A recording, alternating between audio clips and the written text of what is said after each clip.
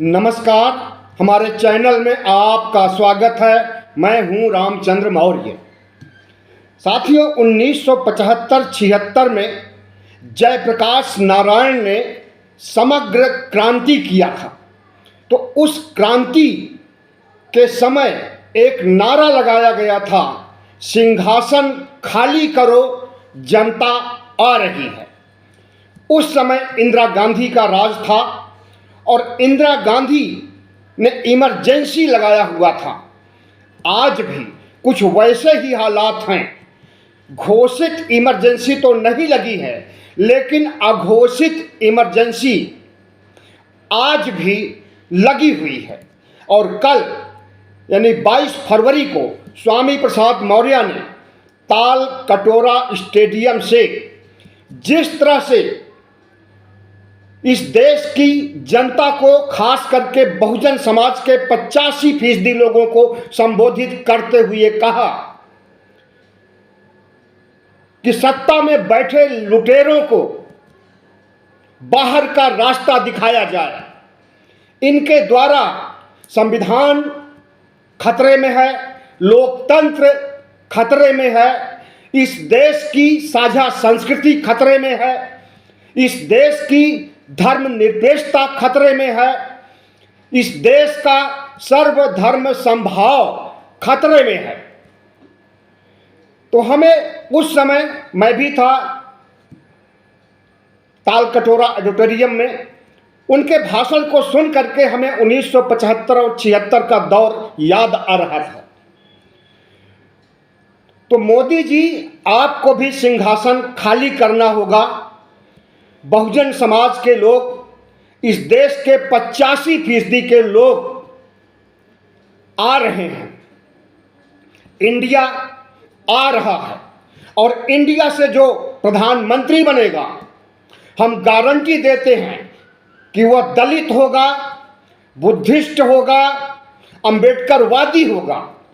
2014 से जिस मनुवाद का पताका नरेंद्र मोदी 2024 तक 10 सालों तक फहरा चुके हैं, उसका अंत होने वाला है जब एक बुद्धिस्ट अंबेडकरवादी प्रधानमंत्री बनेगा। लेकिन प्रधानमंत्री नरेंद्र मोदी को अपनी हार दिख रही है। उनके मन में पीड़ा है, छटपटाहट है, कुलबुलाहट है, लेकिन उसे नहीं स्पष्ट कर रहे हैं, बल्कि उसके उलट 370 पार, 400 पार की बात कह रहे हैं।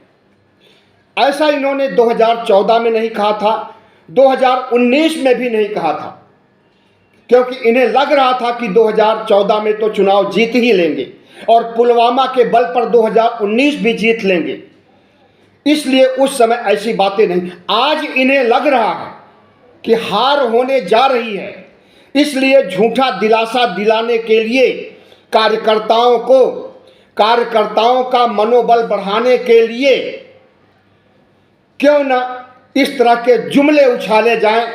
370 पार, 400 पार की, 400 पार को प्रधानमंत्री नरेंद्र मोदी 500 पार भी कह सकते थे, कोई आपत्ति नहीं, क्योंकि 543 सीटें हैं लोकसभा की। 43 सीटें विपक्ष के लिए छोड़ देते और 500 पर अपना अधिकार जमा देते। जब कहने से ही मनोबल बढ़ना है, आत्मविश्वास बढ़ना है, तो क्यों चूक गए प्रधानमंत्री। लेकिन 600 पार नहीं कह सकते थे, क्योंकि भंडाफोड़ हो जाता उनकी मानसिकता का। 600 सीटें हैं ही नहीं। तो प्रधानमंत्री नरेंद्र मोदी 400 पार और 370 पार की बात क्यों कह रहे हैं, इस असलियत को समझ लीजिए।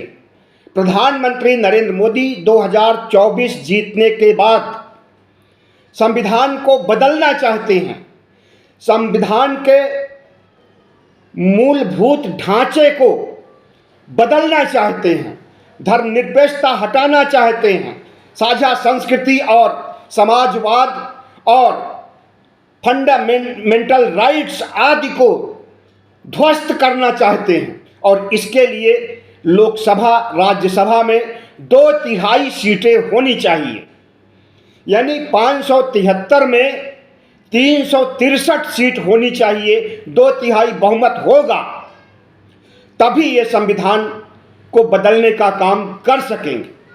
लेकिन इसके बावजूद भी और कई पेचीदगियां हैं। अगर 363 तक पहुंच जाते हैं तब भी ये नहीं बदल सकते हैं संविधान के मौलिक ढांचे को। तो 363 तक पहुंचने के लिए 370 की हुंकार भर रहे हैं। लेकिन जानकारों का कहना है, विश्लेषकों का कहना है कि 272 के भी लाले पड़े हैं। जो मैजिक आंकड़ा होता है, जितने पर मिनिमम सीट होने पर सरकार बनाई जा सकती है, वो 272 का होता है। प्रधानमंत्री नरेंद्र मोदी को पता है कि उन्हें इस बार सीटें नहीं आने वाली हैं और इनका जो काऊ बेल्ट है, काऊ मतलब दुधारू गाय, तो दुधारू गाय की तरह दूध देने वाले जो क्षेत्र हैं, गुजरात से लेकर के असम तक, मतलब उत्तर भारत, यहां पर मैक्सिमम सीटें इन्हें मिल चुकी है। उत्तर प्रदेश में 80 में 72 सीटें मिल चुकी हैं, दिल्ली में 7 की 7 सीटें, हरियाणा में 7 की 7 सीटें, राजस्थान में 25 की 25 सीटें, छत्तीसगढ़ में 11 में 9 सीटें, कर्नाटक में 28 में 27 सीटें, मध्य प्रदेश में 28 में से 27 सीटें। मैक्सिमम राज्य आज इनके मैक्सिमम सीट पर हैं, तब जाकर के इनका आंकड़ा 303 पहुंचा।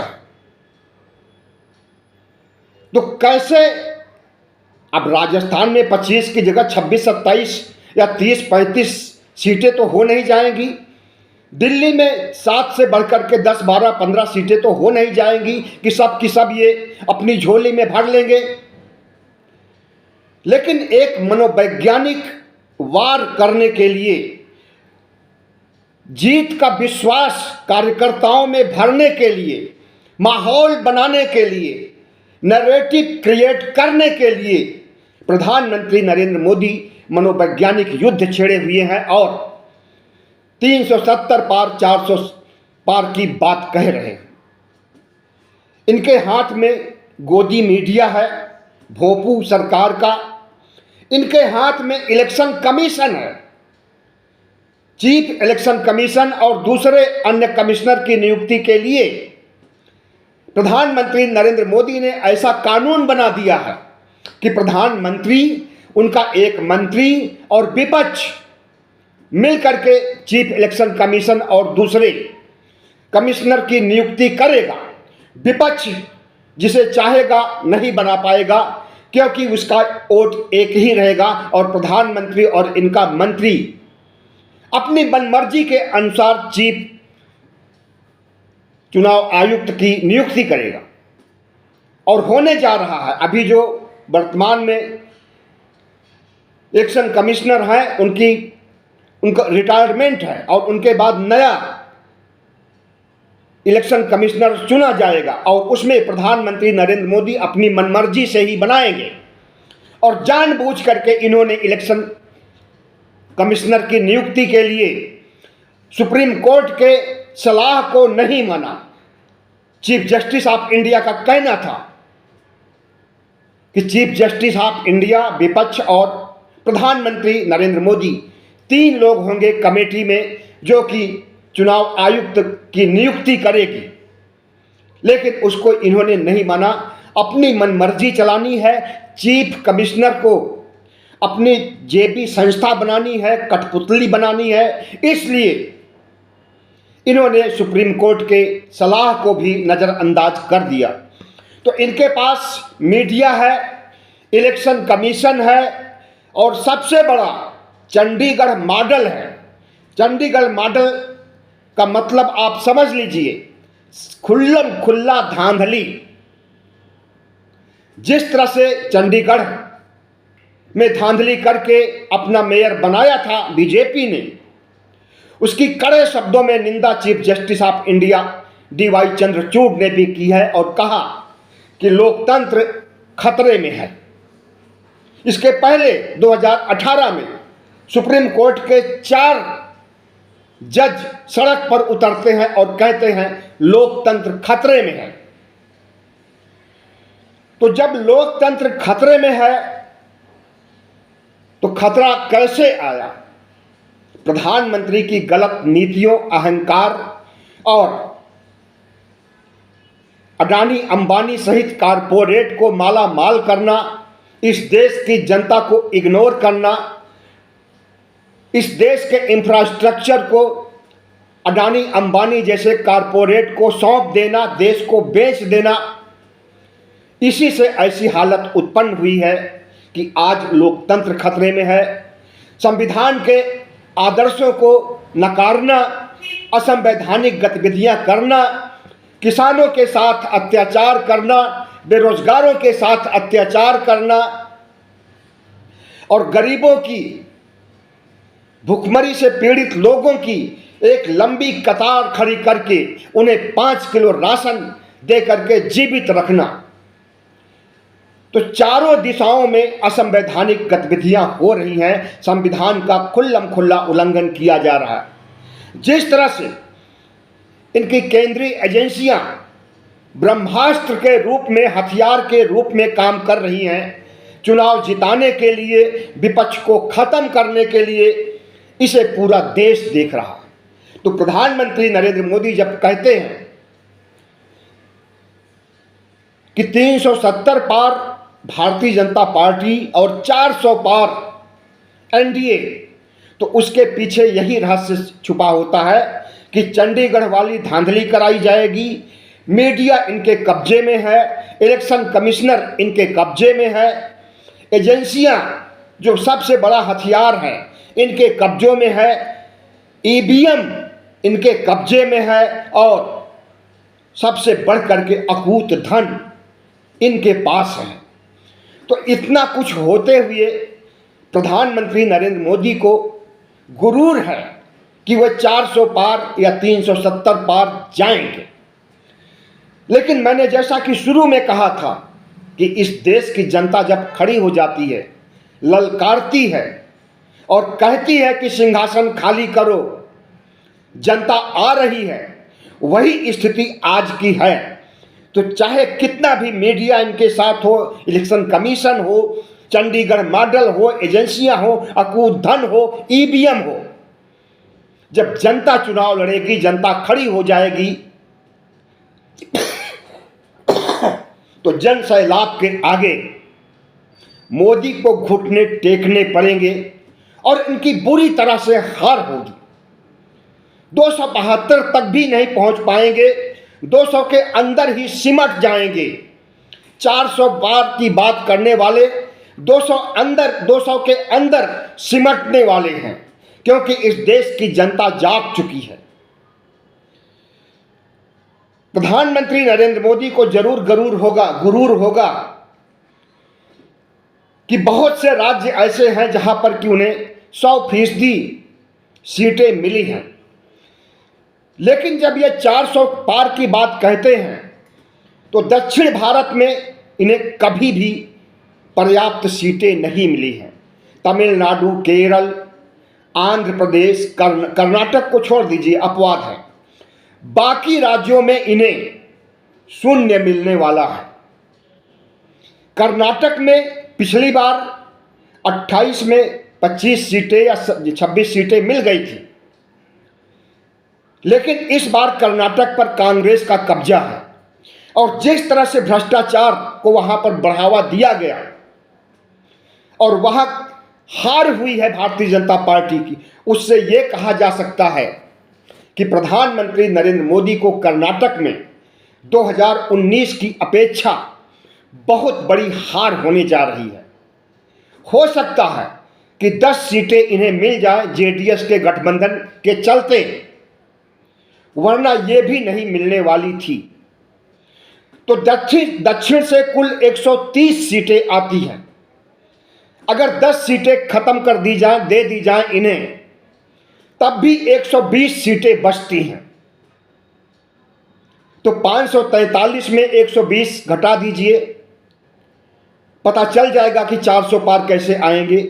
और दूसरी बात, नॉर्थ ईस्ट में कुल 25 सीटें आती हैं, नागालैंड से लेकर के असम तक, और यहां पर अधिकांश सीटों पर इनका कब्जा था 2019 और 14 के चुनाव में। लेकिन इस बार जिस तरह से मणिपुर कांड, मणिपुर कलंक, मणिपुर में ही नहीं पूरे नॉर्थ ईस्ट में, पूरे भारत में, या यूं कहें दुनिया में, जिस तरह से मणिपुर की घटना, शर्मनाक घटना घटी है, नग्न करके महिलाओं को टहलाया गया, उनके गुप्तांगों पे उंगली डाली गई, उनके साथ बलात्कार किया गया और अंततः उन्हें मार डाला गया। इस देश को नॉर्थ ईस्ट ही नहीं पूरा भारत और पूरी दुनिया ने देखा है, और प्रधानमंत्री नरेंद्र मोदी आज तक मणिपुर के जख्म को सहलाने नहीं जा सके हैं और जाएंगे भी नहीं। किस मुंह से जाएंगे? जिस प्रधानमंत्री के डबल इंजन के राज में ऐसी शर्मनाक घटना हो, वो कैसे जाएगा नॉर्थ ईस्ट? तो 25 सीटें नॉर्थ ईस्ट की घटा दीजिए, 120 सीटें दक्षिण की घटा दीजिए, बाकी जिन जगहों पर इन्होंने ऑपरेशन लोटस किया है या तोड़ फोड़ किया है, महाराष्ट्र एक ताजा उदाहरण है। महाराष्ट्र में पहले इन्होंने शिवसेना को तोड़ा। महाराष्ट्र में 2019 में 48 में 41 सीटें मिली थी शिवसेना के साथ, शिवसेना के गठबंधन में। वह शिवसेना इस बार साथ में नहीं है, उसका टूटा हुआ एक हिस्सा है जिससे महाराष्ट्र की जनता नफरत करती है। और प्रधानमंत्री नरेंद्र मोदी ने जिस तरह से महाराष्ट्र में एनसीपी को तोड़ा, शिवसेना को तोड़ना, इन सब तोड़क गतिविधियों से महाराष्ट्र की जनता कुपित है, आक्रोशित है, और वह इंतजार कर रही है कि महाराष्ट्र में लोकसभा चुनाव में कब आए और कब नरेंद्र मोदी को भारी मतों से हराया जाए, तो वहां पर इन्हें 48 में से 25 सीटें भी नहीं आने वाली हैं। अब आ जाइए झारखंड में। झारखंड में 14 सीटें हैं, जिसमें 11 पर भारतीय जनता पार्टी का कब्जा है। लेकिन जिस तरह से केंद्रीय एजेंसियों का उपयोग करके, खास करके ईडी का उपयोग करके, प्रधानमंत्री नरेंद्र मोदी ने झारखंड के मुख्यमंत्री, निर्वाचित मुख्यमंत्री हेमंत सोरेन को गिरफ्तार किया और उनकी पार्टी को तोड़ना चाहा। ऑपरेशन लोटस के तहत अपनी सरकार बनानी चाहिए, उसमें वो कामयाब नहीं हुए। सरकार तो नहीं बन पाई, लेकिन वहां के मुख्यमंत्री को गिरफ्तार जरूर कर लिया है। और गिरफ्तार होने की तिथि से लेकर के आज तक झारखंड में प्रधानमंत्री नरेंद्र मोदी के विरोध में, बीजेपी के विरोध में लहर उठ रही है। तो वहां के भी 10 सीटें गंवा चुके हैं।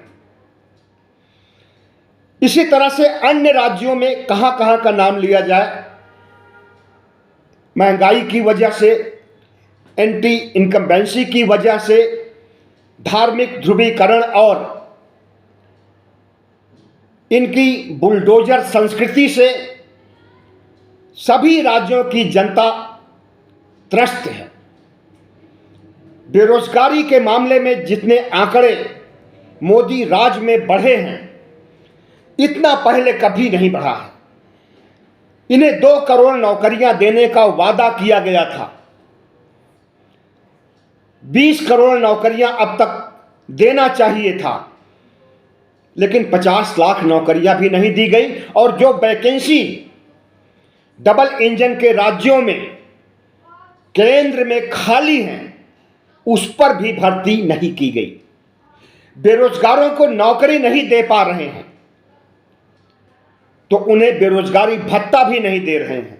आज के दिन 3 बेरोजगारों ने आत्महत्या की है, ऐसी खबरें मीडिया न्यूज में गूंज रही हैं, सोशल मीडिया पर गूंज रही हैं। आज के दिन में 3। तो बेरोजगारी की जो स्थिति इस देश में है और बेरोजगार युवा होते हैं, नए मतदाता या कुछ समय के मतदाता, 2-3 सालों से वोट देने वाले मतदाता, अगर वे भारी मात्रा में बेरोजगार हैं, आत्महत्या की स्थिति में पहुंच गए हैं,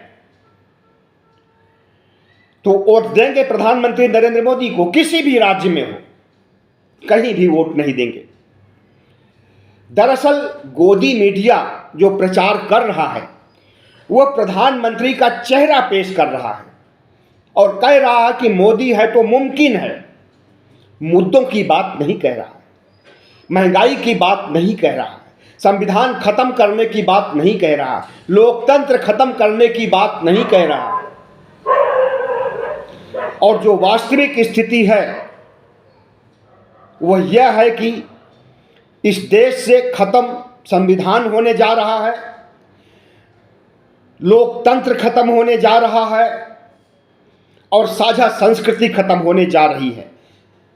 मल्लिकार्जुन खड़गे का कहना है कि अगर 2024 में भारतीय जनता पार्टी जीतेगी तो कभी चुनाव नहीं होंगे, 2029, 34, 39 कभी भी चुनाव नहीं होंगे और यह देश हिंदू राष्ट्र हो जाएगा, राजतंत्र हो जाएगा और मोदी अकेले ही राजा होंगे। एक देश एक चुनाव की बात चल रही है, एक प्रधानमंत्री, एक बीजेपी और एक देश, इसे बनाने की इनकी नियति है। और सिर्फ विपक्ष को ही नहीं खत्म किया जा रहा है, मुसलमानों को मुस्लिम देशों में भेजने की साजिश रची जा रही है। जल्दी ही CAA NRC आने वाला है और पहचान पत्र न दे पाने की स्थिति में मुसलमानों को मुस्लिम देशों में बांग्लादेश, पाकिस्तान, अफगानिस्तान, सऊदी अरब के देशों में भेजा जाएगा और वहां के हिंदुओं को भारत में बुलाया जाएगा। तभी हिंदू राष्ट्र बनेगा। जब इस देश में कोई मुसलमान नहीं होगा, कोई ईसाई नहीं होगा, तब हिंदू राष्ट्र बनाएंगे।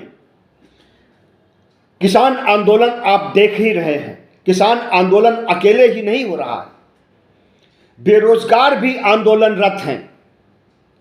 इस देश के नौजवान जिस तरह से त्रस्त हैं, आत्महत्या कर रहे हैं, सरकार को उखाड़ फेंकना चाहते हैं, किसान नाराज हैं, बेरोजगार नाराज हैं, गरीब नाराज हैं, विपक्ष को खत्म करने की साजिश रची जा रही है। ऐसे माहौल में 272 सीटें जीत पाना नरेंद्र मोदी के बस की बात नहीं है। इनका राम मंदिर का मुद्दा भी काम नहीं आया, राम मंदिर की हवा निकल चुकी है। तभी इन्होंने नीतीश कुमार को तोड़ा, तभी इन्होंने जयंत चौधरी को तोड़ा और तभी अरविंद केजरीवाल को तोड़ने की, उनकी पार्टी को खत्म करने की कोशिश कर रहे हैं। लेकिन कितना कामयाब होंगे यह तो समय बताएगा। लेकिन इनकी हताशा और निराशा अच्छी तरह से समझ में आ रही है। बहुत बहुत धन्यवाद। हमारे चैनल को सब्सक्राइब कीजिएगा, लाइक कीजिएगा और शेयर कीजिएगा।